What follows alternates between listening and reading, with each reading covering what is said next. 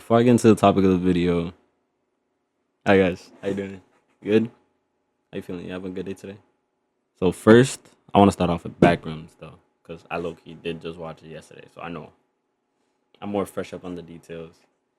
Uh, First things first, everybody that said it was bad, y'all were just expecting too much from something that shouldn't have had you expecting a lot. Like the movie wasn't bad at all. And when you realize that when they put a story behind something with not a lot of plot, they did a really good job with that. You know what I'm saying? Like when you look at the original Backrooms, the only plot is on the small off chance that your atoms align perfectly, you could fall through space itself, and now you're just in this endless amount of space. You know what I'm saying? That looks familiar, but it's not, I guess. And you have a monster that's already there, and now he's going to try to chase you and stuff like that. You can't really do too much with that. You know what I'm saying? You can't really do a lot with that information. So when they try to put a story behind it, they did a lot better. There was a lot of scenes I don't really think needed to be there.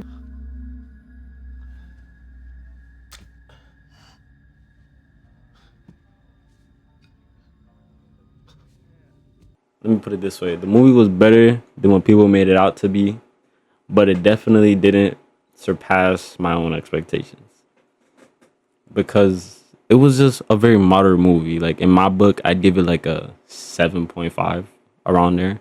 You also got to acknowledge that set design. That set design was on point. That set design was nice. I liked it. It was really good. It was a really good set design. So props to whoever designed that. That was amazing. But another thing I wanna look at is the monster.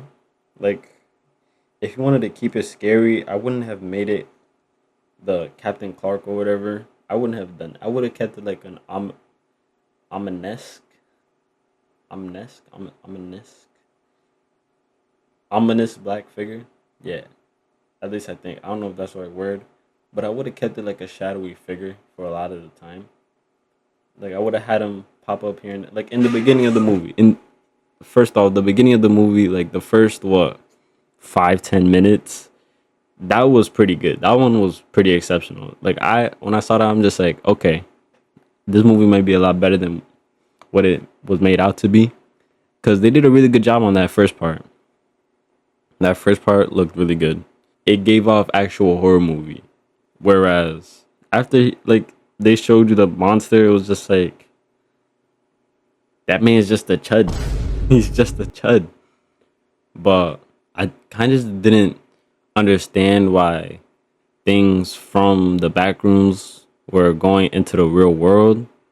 I didn't understand that part. Like it would have made more sense if everything from the back rooms stayed in the back rooms. Like why was there like random light switches coming out of the thing? That part didn't make sense at all. I didn't understand that part. Like nothing had to come through. It should have just stayed there. But more so, I just don't like how he befriended the monster for whatever reason that was after. I didn't understand that part. Like I just didn't understand. I just didn't understand how he befriended the monster though. That's what I didn't understand. That's when I was just like, why? How? Nor did I understand the part where he's like, or he had to like do that to her. Go to sleep, go to sleep, go sleep, little pig. Go to sleep, gone to sleep. Goo gaga time for you. I didn't understand that part at all. If I was him, he could have just left. But then again, it was a movie. It needs to have some type of story. So, but I just didn't get why they had to like sit down there for so long. I won't lie though. Rather than me being scared of the monster, there was a certain scene that scared me. I'm not gonna lie. I don't know how to explain it, but it just caught me so off guard, and I genuinely jumped out of my seat at this scene. Really, nigga? That part, and then the Christmas tree part.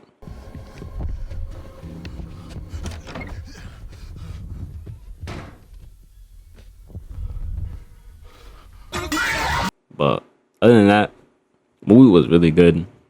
wasn't that like I'm telling you, it would have been a lot scarier if they didn't do like a reveal of the monster. They kept him like an ominous black figure. It would have been a lot better. That's what I could say. He would have been a lot better like that. And I also do believe that the ending, I liked what they did with the ending. The ending was really good because it was just like it made sense to where they were going with it. It remembers things from the world and stuff like that. So seeing stuff like that just come into play, it made it look a lot better at the end. But other than that, really good movie.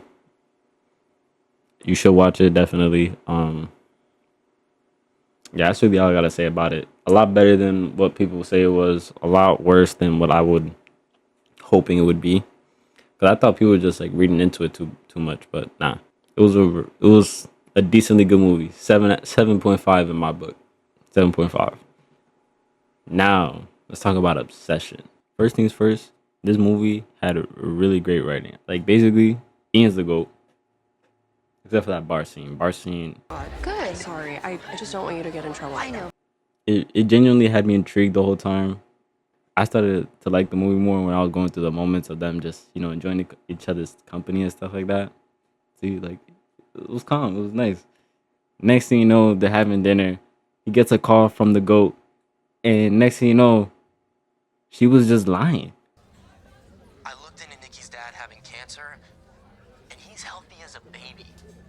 He's been to work like every day. I don't get why the wish had to make her lie, though. That's what I don't get. And it was just, while he was getting the call, she just...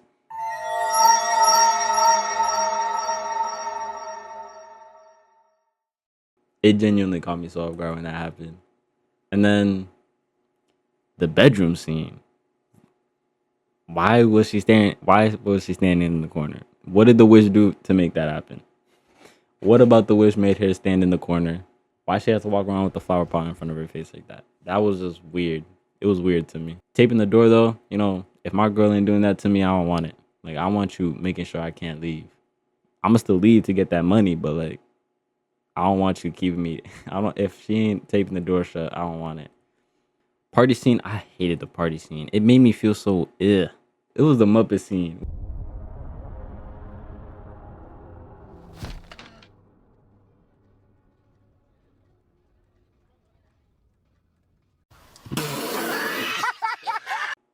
I just couldn't stop thinking about that when she made that face. Sarah had literally just gotten accepted into Luther. That's what it was. She got accepted into Luther. And next thing you know, and then this is when I realized Ian's the GOAT. Because in any real life situation where you are unknowingly, where one of your friends, you are unknowingly in a situation where your friend is in a predicament like this, and you think he's just, he's playing with you. So naturally, you gonna make your own wish, get what you want. Next thing you know, you get what you want. You're like, but I'm so sad. I'm so sad Ian had to go out like that. I was like he was probably coming back to apologize. He's probably coming back to have somebody else do the wish, whatever it was. Next, in 0.2 seconds reaction time, Manting gets shot. I'm like, yeah, no. Come on. I'm just like, come on. Like, he just got $1 million. Like, see, that's what I be talking about. Something good happens for the person, and then they die. Like, come on. I think a lot of other people would have done this in the same situation. He tried to off himself, and it wasn't working at first because, that hesitation settles in. And then I didn't realize this till after he came out the bathroom already. I didn't realize this till like way after, actually. I didn't realize this till after the movie ended because somebody else had to tell me. But he took some pills, he overdosed. But before he comes out the bathroom and he goes to Nikki. Mind you, I'm over here thinking that, he accepted his fate. Now, before he goes, he's going to go spend his last couple moments with Nikki. No, he went back out because Nikki made a wish for him to be in love with her. Oh my gosh. And then seeing him just die in her arms, it was a really good movie. like 10 out of 10. Well, no, I'm bugging, not 10 out of 10. In my books, like a 8.8. It was a really good movie. I liked it. It was solid writing, solid writing. That's my take on Backrooms and Obsession. Two pretty good movies. One was, I would say, perfectly rated. The other one, underrated. Yeah, but yeah. Have a good one, guys. Hopefully you enjoyed the video. Hit that like button. Hit that subscribe button, and yeah, whatever the other button is down there, just hit it for me. And yeah.